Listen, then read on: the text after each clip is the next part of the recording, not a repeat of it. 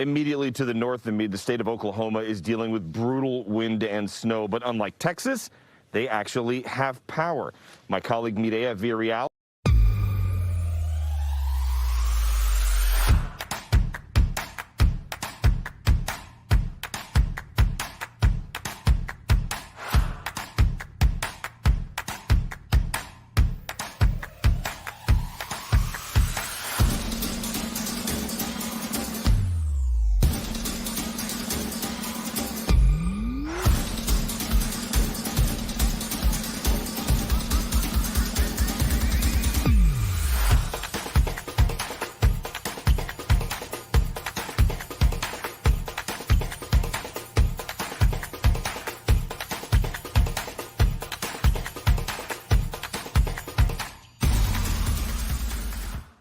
is in Oklahoma City to explain. Mireya?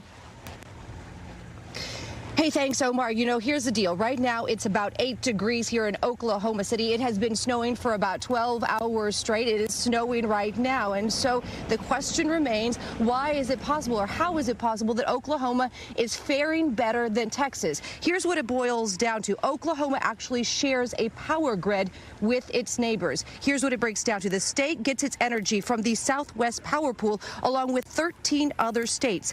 So when the temperature dipped down in Oklahoma and demand went up, the pool had enough energy available and reserved to respond to this emergency.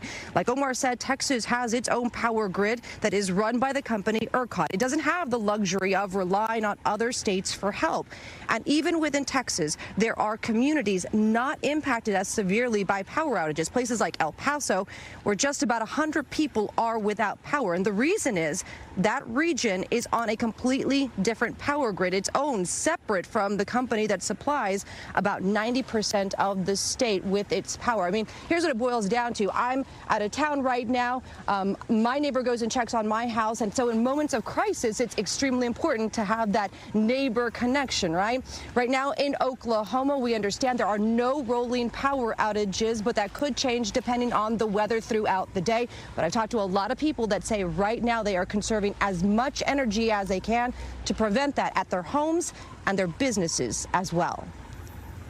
A lot of big questions about the power supply there in Texas. Mireya, thank you very much. We appreciate it.